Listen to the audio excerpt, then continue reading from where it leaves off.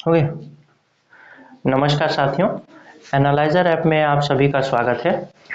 आज हम कोई विशेष सब्जेक्ट पे बात नहीं करेंगे, लेकिन ये जो सब्जेक्ट है जिस पर आज मैं बात करने वाला हूँ आपसे, ये काफ़ी अहम विषय है आपके प्रिपरेशन को लेकर के। अब सीजीपीएससी प्रीलिम्स के लिए लगभग 27 दिन बचे हैं। केवल 27 दिन भी बोलूँ तो भी कोई बुरा नहीं होगा। अब 27 दिन में आपकी रणनीति कैसी होनी चाहिए कि अब जो समय बचा है उस पे आप अधिक से अधिक उस समय का लाभ उठा सकें। जो समय चला गया उस समय को वापस तो नहीं लाया जा सकता, लेकिन अब जो समय बचा है वो 27 दिनों में आपकी प्रिपरेशन कैसी हो कि आपके अच्छे से अच्छे मार्क्स आएँ और आप उम्मीद कर सकें कि आप सीजीपीएससी प्रीलिम्स को क्वालिफाई करेंगे। तो इसमें मैं जो बताऊंगा, हो सकता है बहुत लोग मेरे बातों से असहमत होंगे, बहुत लोग सहमत होंगे, लेकिन हमारी जो एक टीम की जो एक विचार है, टीम का जो एक विचार है और एक अवधारणा हमने बना के रखा है और सक्सेस होते लोगों को देखा है, उस हिसाब से मैं ये आपको स्ट्रेटेजी बता रहा हूँ। आगे चलने से पहले मैं आपको एक छोटा सा शेर सुनाऊंगा, जिससे एक छोटा सा आपके अंदर मोटिवेशन शायद जाग जाए। और वो शेर है कि लक्ष्य ना ओझल होने पाए, कदम मिलाकर चल और मंजिल तेरे पग चूमेगी, आज नहीं तो कल। तो आइए शुरुआत करते हैं इसी शेर के साथ। इसमें हमने कुछ बिंदुओं को शामिल किया है कि कौन सी किताब पढ़ें, सुबह कितने बजे उठें, टेस्ट पेपर कौन सा दें, अगर टेस्ट पेपर दे रहे हैं आप तो मार्क्स और रैंक पर कितना ध्यान रखें कि नहीं रखें, क्या करें, रिवीजन को कैसे करें। सबसे अधिक महत्वपूर्ण बात ये हो जाती है कि रिवीजन को कैसे करें कि अधिक से अधिक आप प्रश्न सॉल्व कर सकें।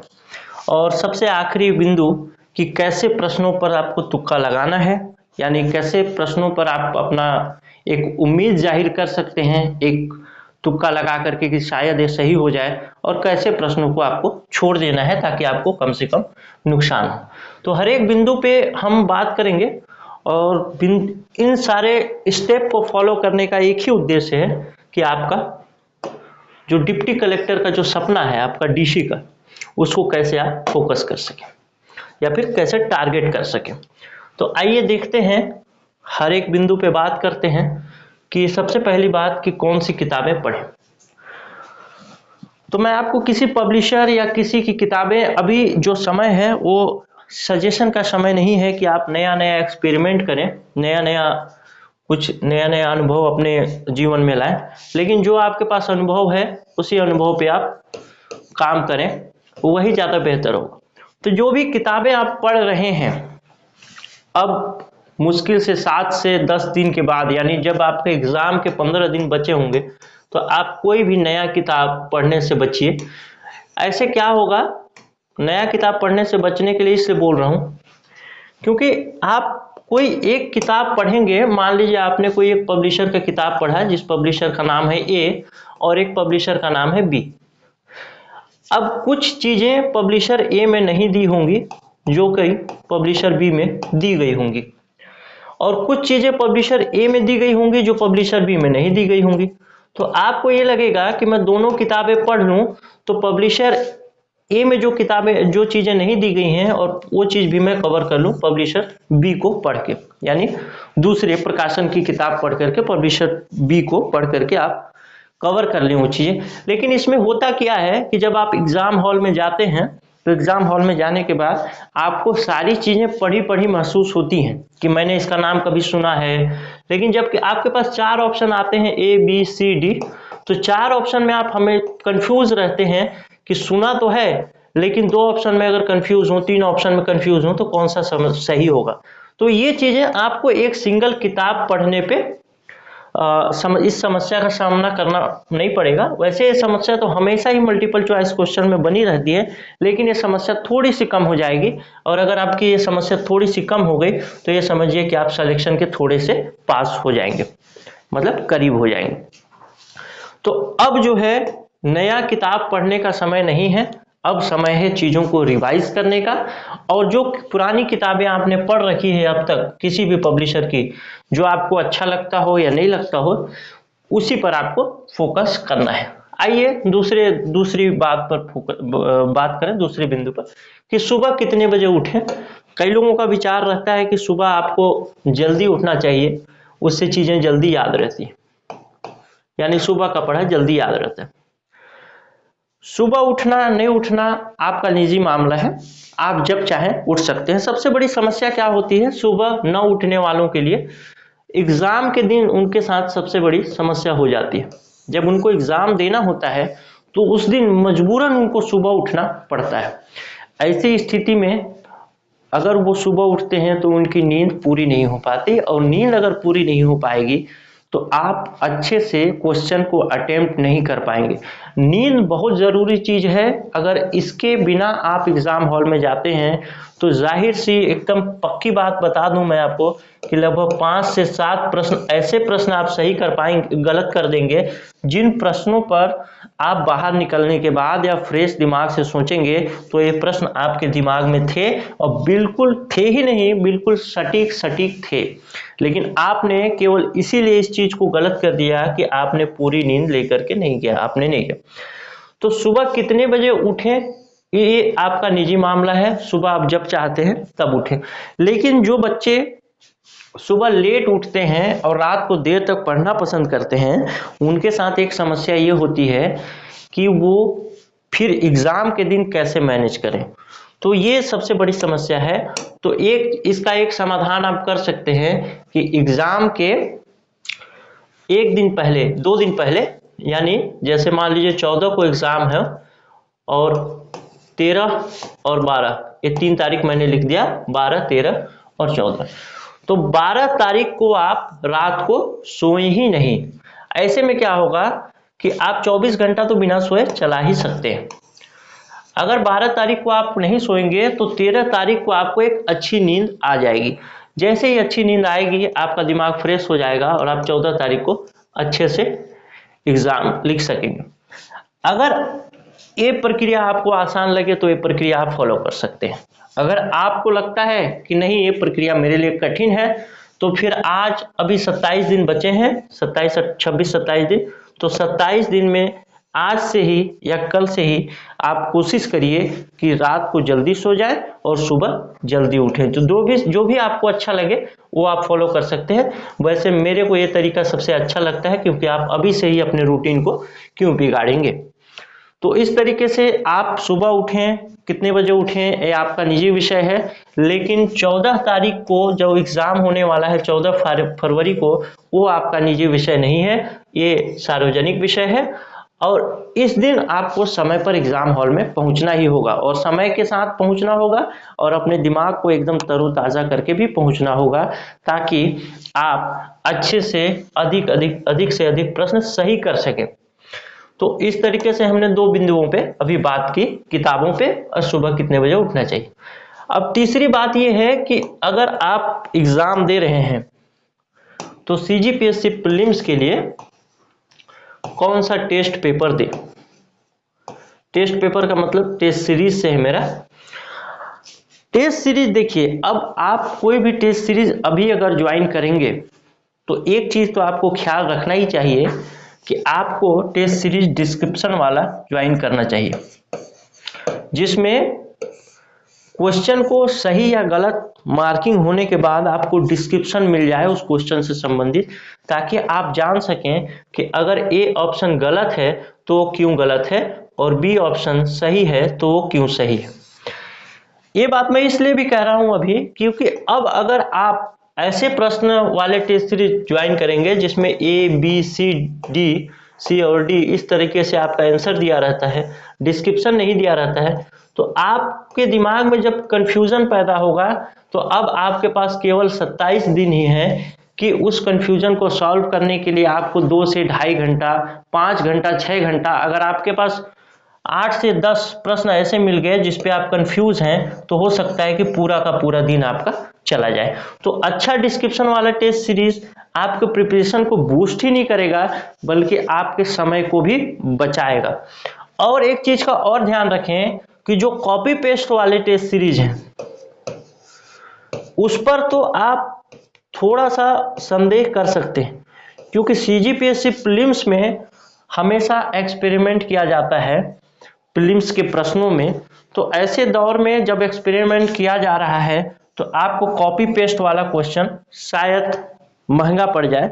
आप मार्केट से 200 रुपये 500 रुपये तक का भी टेस्ट सीरीज आपको उपलब्ध होगा, लेकिन ये टेस्ट सीरीज आपको काफ़ी महंगा पड़ सकता है, क्योंकि आपको ये 500 रुपये या फिर 1 वर्ष, इसमें से आपको चूज करना है कि कौन बड़ा है। अगर ये बड़ा है 500 रुपये तो बिल्कुल 500 रुपये वाला आपको टेस्ट सीरीज ज्वाइन करना चाहिए।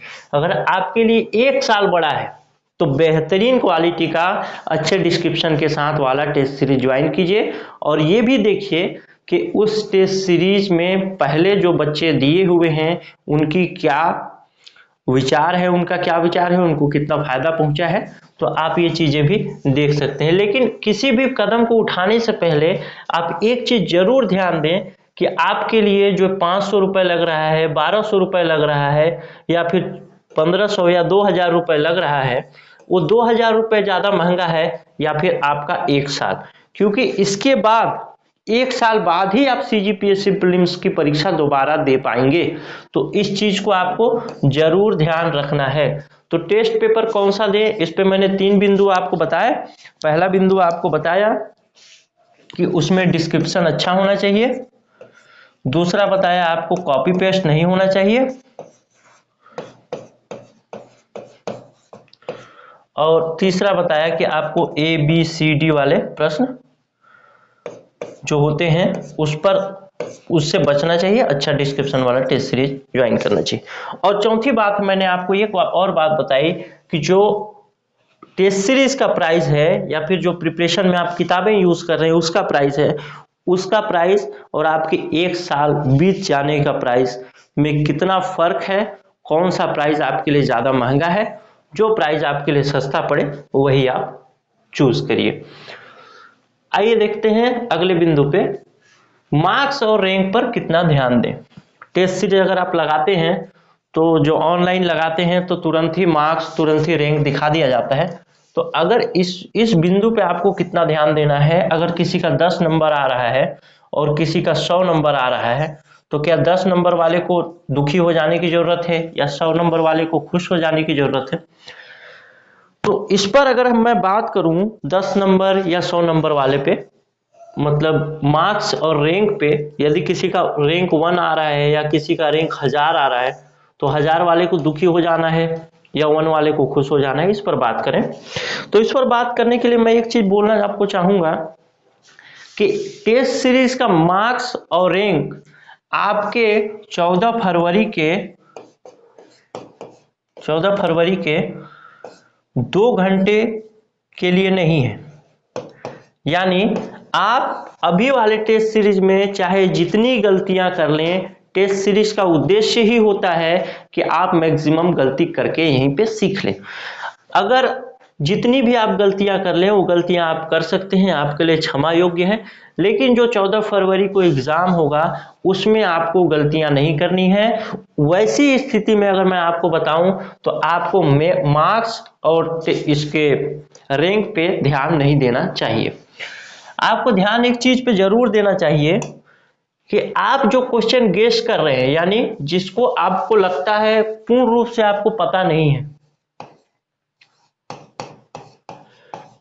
पूर्ण रूप से एक तो पता है और एक पता नहीं, जिन प्रश्नों पे आपको पूर्ण रूप से आपको कॉन्फिडेंस है कि मैं इस प्रश्न को सही कर लूंगा, ये प्रश्न सही है, वैसे प्रश्न को तो आप टिक लगा करके आएंगे।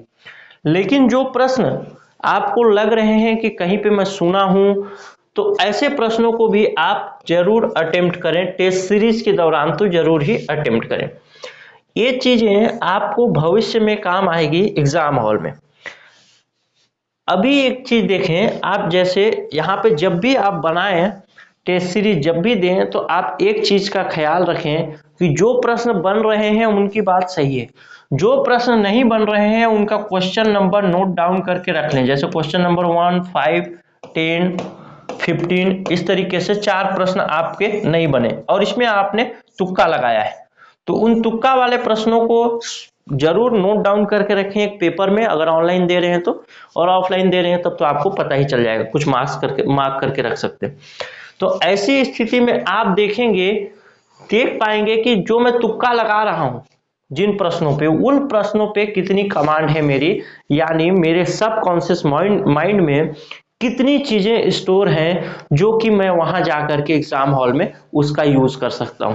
अगर आपका तुक्का लगाने में ज्यादा प्रश्न सही हो रहे हैं तो आप जरूर तुक्का लगाइए और उसके डिस्क्रिप्शन को भी यहीं साथ साथ पढ़ते जाइए।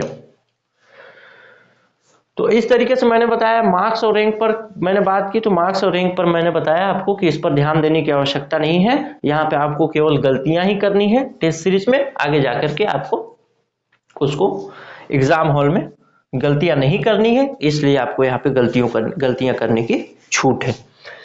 आगे देखें रिवीजन कैसे करें कि अधिक से अधिक प्रश्न सही हो सके, और कैसे प्रश्नों पर तुक्का लगाएं, कैसे प्रश्नों को छोड़ दें। इस दो बिंदु बचे हैं।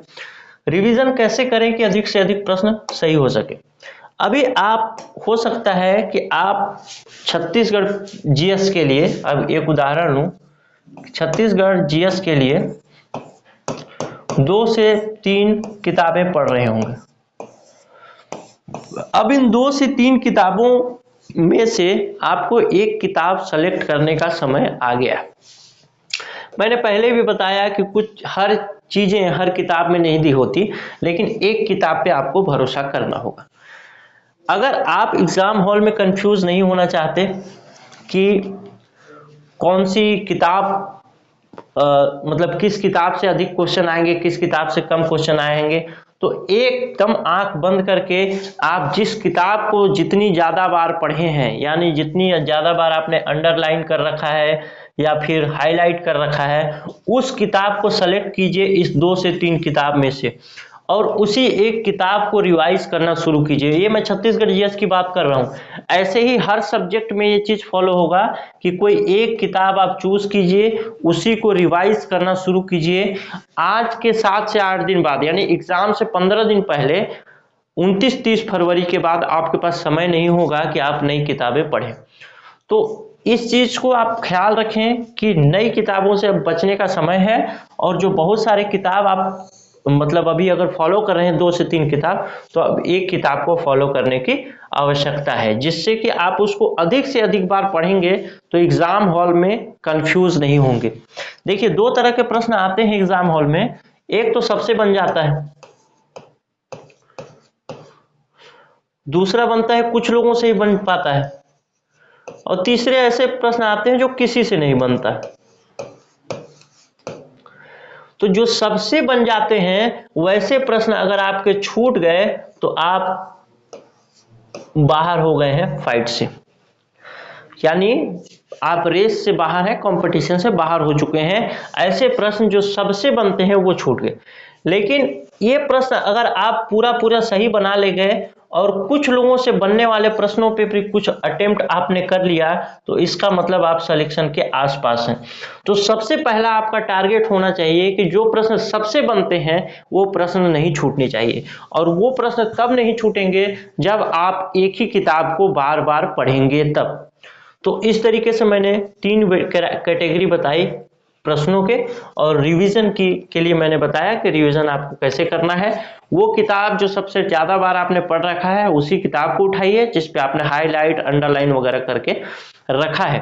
तो वो किताब आपके लिए काफी महत्वपूर्ण होगा आपके एग्जाम को निकालने के लिए, और कम से कम ऐसे प्रश्न तो नहीं छूटेंगे जो सब लोगों से बनते हैं, क्योंकि यही आपका चूक होने वाला सबसे बड़ा ये सेक्टर जो है वो यही है कि सबसे बनने वाले प्रश्न कभी भी आपसे छूटने नहीं चाहिए। आइए देखते हैं, अब बात करते हैं आखिरी बिंदु तुक्का पे। कैसे प्रश्नों पर तुक्का लगाएं और कैसे प्रश्नों को छोड़ दें। देखिए ये जो व्यवस्था है तुक्का वाला, ये काफी मददगार व्यवस्था हो सकता है आपके लिए। यानी आपको तो पता ही होगा जब आप एग्जाम देने जा रहे हैं कि अगर आप एक प्रश्न सही करते हैं तो आपको 2 नंबर मिलता है, और एक प्रश्न गलत करने पे 0.66 मार्क्स आपके काट लिए जाएंगे। ऐसी स्थिति में आप ये देखते हैं कि अगर आप 3 प्रश्न मतलब एक प्रश्न आप सही करते हैं और 3 प्रश्न उसके जगह में गलत करते हैं तो आप कहीं नहीं रहेंगे, आप 0 पे रहेंगे। लेकिन आप सोच करके देखिए कि आपको ऐसे 20 से 24 प्रश्न आते हैं जिस पर आपको 2 ऑप्शन पे कंफ्यूजन है, यानी ऑप्शन ए, बी, सी और डी, इस तरीके से 4 ऑप्शन है। तो आपको लगता है या तो ए हो सकता है या तो बी हो सकता है। दूसरी कंडीशन भी आप देखें, या तो बी हो सकता है या सी भी हो सकता है।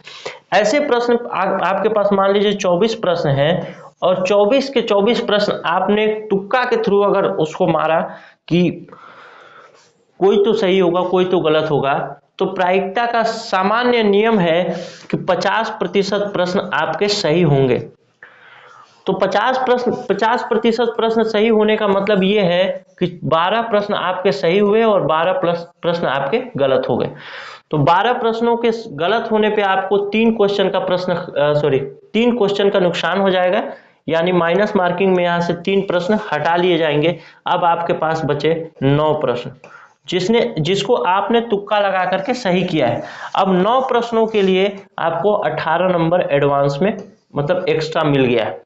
तो इस तरीके से आप देखेंगे कि अगर आप किसी भी चीज को कहीं पे सुने हुए हैं, पढ़े हुए हैं, अगर आपको लगता है कि मेरे को 2 प्रश्नों पे डाउट है या 3 प्रश्नों पे डाउट है, तो आप तुक्का जरूर लगाएं। खैर, इस पर हम बात करेंगे परीक्षा के आखिरी दिनों में। अभी तो आप प्रिपरेशन को मतलब जारी रखिए और बार बार पढ़िए जो किताबें आप पढ़ रखे हैं उसको। तो इस तरीके से मैंने आपको बताया कि कौन सी किताबें पढ़ें। इसमें मैंने आपको बताया कि अब किताबें पढ़ने का समय नहीं है, अब किताबें आप छोड़ने का समय है। जो किताब आप पढ़ चुके हैं उन्हीं किताबों को आप दोबारा पढ़िए। दूसरी बात, सुबह कितने बजे उठें, इस पर बात किया। इस पर मैंने बताया कि आप जिस समय पे भी उठना चाहते हैं उस समय पे उठें, लेकिन 14 फरवरी को ऐसी आपको व्यवस्था बना के जाना है कि 14 फरवरी को आपका दिमाग एकदम तरोताजा रहे और आप वहाँ पे एग्जाम अच्छे से दे सके। उसके लिए मैंने आपको 2 तरीके बताए, जबकि आखिरी में मतलब आखिरी समय में आप एक दिन न सोएं, यानी 12 को न सोएं, 13 को अच्छे से सोएं और 14 को एग्जाम दें, या फिर अभी से ही आदत बनाना शुरू करें। टेस्ट पेपर पे मैंने बताया fully describe test paper join कीजिए, क्योंकि ये आपको कॉन्फिडेंस भी देगा और आपके समय को भी बचाएगा। मार्क्स रैंक पर मैंने बात किया कि आपको इस पर अभी कोई ज़्यादा ध्यान देने की ज़रूरत नहीं है। आपके मार्क्स कम आए, आपके रैंक कम आए, आपको एग्ज़ाम हॉल में आपको प्रूव करना है कि आपका मार्क्स कितना आ रहा है। आगे मैंने बताया रिवीजन कैसे करें। तो मैंने आपको बताया कि 2-3 अगर किताबें आप पढ़ रहे होंगे तो उसमें से एक किताब को सेलेक्ट कीजिए और उसी किताब को सेलेक्ट करिए जिसको आपने 2-3 बार या पहले सबसे ज़्यादा बार पढ़ चुके हैं आप। और आखिरी में मैंने बताया कि कैसे प्रश्नों पर आपको तुक्का लगाना है। तो मैंने बताया कि जिस प्रश्न पे आपको कंफ्यूजन की स्थिति है 2 ऑप्शन पे या 3 ऑप्शन पे, तो ऐसे प्रश्नों को आप छोड़े नहीं, और उसको मैंने आपको बताया भी कि किस तरह से आप उसका फायदा ले सकते हैं। ये सारे क्रियाकलाप जो है आपको करना है किसके लिए, केवल और केवल एक पद के लिए, वो है डिप्टी कलेक्टर का पद। अब आगे अंतिम में मैं बता दूं कुछ चीजें।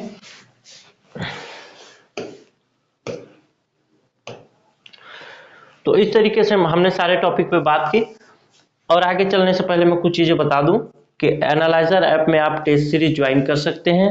2018-19 में 32 से अधिक प्रश्न और 2019-20 में 46 से अधिक प्रश्न हमारे टेस्ट सीरीज से पूछे गए थे सीजीपीएससी प्रीलिम्स में।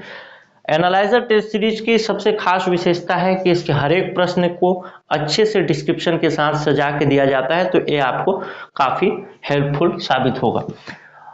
और अगर आप इस ऐप को डाउनलोड करना चाहते हैं तो यूट्यूब में नीचे डिस्क्रिप्शन में लिंक दिया हुआ है, वहाँ से आप डाउनलोड कर सकते हैं, और या फिर analyser app CGPSC play store पे लिखेंगे तो भी आपको मिल जाएगा। अगर आपको ये वीडियो अच्छा लगा तो आप ज़रूर लाइक कीजिए, और अगर अच्छा नहीं लगा तो डिसलाइक करिए और कमेंट में बताइए कि हमें और क्या इम्प्रूवमेंट करना चाहिए। जाते जाते एक शेर के साथ फिर मैं आपको ख़त्म करना चाहूँगा अपनी बात को, कि आलस से जिए अमृत भी पिए, वो खून का पीना होता है, पत्थर से नगीना आलस से जिए, अमृत भी पिए, वो खून का पीना होता है, सीने से पसीना गिरता है तो पत्थर भी रगीना होता है। मेहनत करिए, क्योंकि मेहनत का फल हमेशा नगीने के रूप में मिलता है। और अब जो लोग पुराने हो गए हैं उनके लिए एक बात कहना चाहूँगा कि पीर हो गई है पर्वत सी, अब पिघलनी चाहिए, मेरे दिल में नहीं तो तेरे दिल में आग लगनी चाहिए, अब हिमालय से फिर कोई गंगा निकलनी चाहिए। मिलते हैं अगले वीडियो में, तब तक के लिए बहुत बहुत आभार, बहुत बहुत धन्यवाद।